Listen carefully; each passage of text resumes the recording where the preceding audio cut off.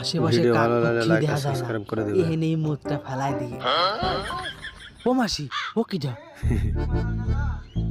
এরকম ফাঁকা জায়গা মেয়ে ছেলে, ওটা মানুষ না পেতনি, দেই তো। लेकिन ये साला कर क्या रहा है यहाँ पे? এ তো মেয়ে ছেলে, বেশ ভালোই দেখতি। পটানো যায় নাকি দেই তো মালটারে। কি বলবে? বলো বলো বলো। এই যে রূপসী, শুনছো?